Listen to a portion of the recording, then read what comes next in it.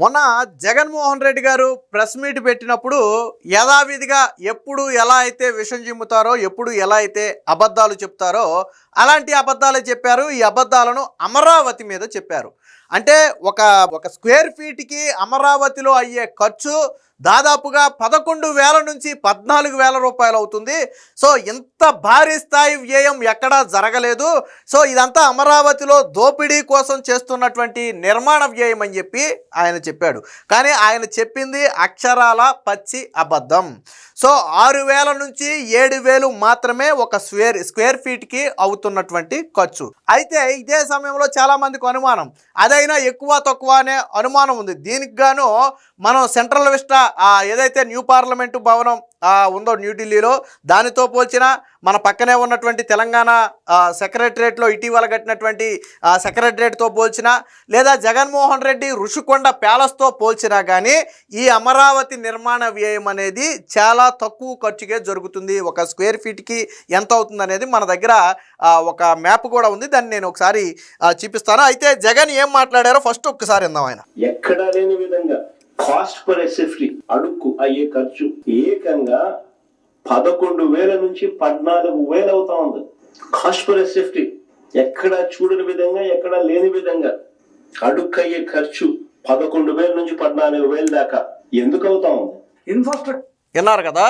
So అది జగన్ గారు చెప్పింది ఏంటంటే 11,000 నుంచి 14,000 అవుతుందని. కానీ వాస్తవం ఏంటో ఒకసారి చూద్దాం. స్క్వేర్ ఫీట్కి ఎంత అన్నది చాలా కీలకం. దాన్ని బట్టి ఎన్ని స్క్వేర్ ఫీట్ ఉంటే అంత అవుతుంది. అమరావతి 4,890 కోట్ల రూపాయలు డిపిఆర్ ఉంది, డీటెయిల్ ప్రాజెక్ట్ రిపోర్ట్ ఉంది. దాన్ని ఎవరు ఏం చేయలేరు. ఎవరికన్నా నెట్లో కొట్టినా కూడా కనిపిస్తుంది. 4,890 కోట్ల రూపాయలతో 70 లక్షల చదరపు అడుగులు, 1, 2, 3, 10, 15 కాదు, 70 లక్షల చదరపు అడుగుల్లో కట్టబడుతున్న మన రాష్ట్రానికి చెందిన రాజధాని అమరావతిలో సెక్రటేరియట్ కాంప్లెక్స్ లో 70 లక్షల చదరపు అడుగులు, 5 టవర్లు ఉంటాయి. 5 టవర్స్ తో కట్టిన దానికి 4,800 కోట్ల రూపాయలు ఖర్చు అవుతుంటే ఒక్కొక్క చదరపు అడుగుకి 6,985 రూపాయలు. ఇంకోసారి చెప్తాను, 6,985 రూపాయలు, 7,000 రూపాయలు. జగన్మోహన్ రెడ్డి గారు ఒకసారి ఆయన స్పీచ్లో ఒకసారి 12,000 రూపాయలు చెప్పాడు, ఇంకోసారి 14,000 రూపాయలు చెప్పాడు. అంటే 7,000 రూపాయలు చదరపు అడుగు ఖర్చు పెడుతుంటే అమరావతిలో దోచేస్తున్నారు, అన్యాయం జరిగిపోతుంది, ఏమో జరిగిపోతుంది అక్కడ మొత్తం. సో విన్నారు కదా, జగన్మోహన్ రెడ్డి గారికి కూడా నిలకడలేదు. గతంలో ఒకసారి మాట్లాడినప్పుడు అమరావతిలో చదరపు అడుగుకి 12,000 రూపాయలు ఖర్చు చేస్తున్నారని ఇదే జగన్ గారు చెప్పారు. ఇప్పుడు 14,000 ఖర్చు చేస్తున్నారని ఇదే జగన్ గారు చెప్తున్నారు. మరి ఈయన మాట్లాడేటప్పుడైనా ఏదైనా ఒక ఫిగర్కు కట్టుబడి ఉంటే బాగుండేది. సో అసలు వాస్తవం ఏంటి అసలు అనేది మనం ఒకసారి ఇక్కడ చూద్దాం. 1, 2. సో ఇక్కడ చూడొచ్చు, కొత్త పార్లమెంటు భవనం ఢిల్లీలో 2023లో పూర్తి చేశారు. సో దీనికి అయినటువంటి మొత్తం ఖర్చు 1,200 కోట్లు. ఇది మొత్తంగా ఎన్ని లక్షల చదరపు అడుగుల్లో నియమించారు అంటే 6.94 లక్షలు, అంటే సుమారుగా 7 లక్షల చదరపు అడుగుల్లో నియమిస్తే అడుగుకు పడిన కాస్టు 17,291 రూపాయలు. అంటే అక్షరాల ఇప్పుడు మనం ఇక్కడ 7,000 ఖర్చు పెడుతున్నాం, కానీ అక్కడ చదరపు అడుగుకి 17,000 కోట్ల రూపాయలు ఖర్చు పెట్టారు. ఇక్కడ తెలంగాణ సెక్రటరీ, దీనికి సంబంధించి విడిగా ఒక పిక్ అని చూపిస్తా చూడండి, మీకు ఇక్కడ చూస్తే స్పష్టంగా అర్థమవుతుంది.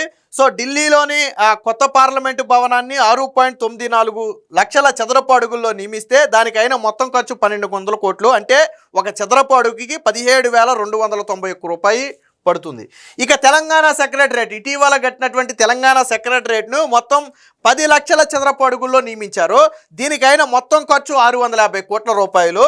సో చదరపు అడుగుకి యావరేజ్న 6,500 రూపాయలు. అంటే మన పక్కన తెలంగాణలో కట్టినటువంటి సెక్రటరేట్ కూడా 6,500 రూపాయలు ఖర్చు అయింది.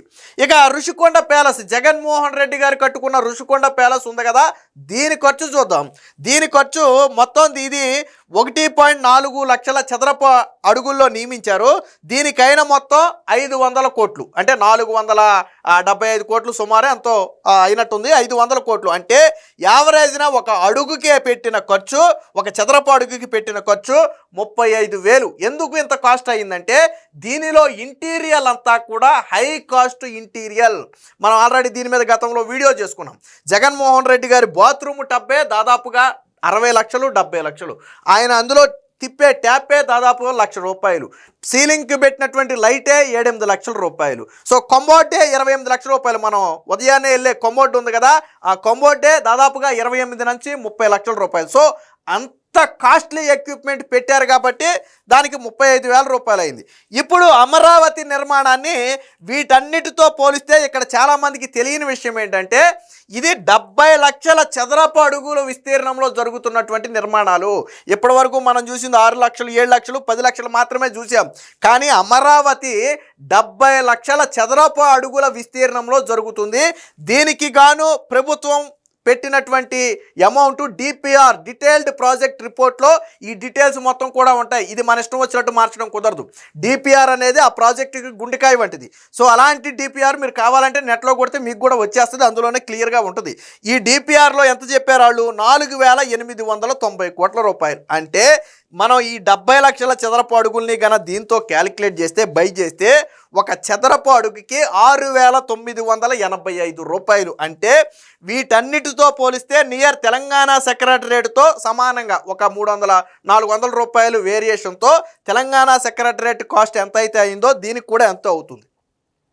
అక్కడ ఎంత అయిందో ఇక్కడ కూడా ఎంత అవుతుంది. కాకపోతే అంతకంటే బలమైనటువంటి పునాదులతో, అంతకంటే హై టెక్నాలజీ ఉపయోగించి ఇక్కడ నిర్మాణం చేపడుతున్నారు.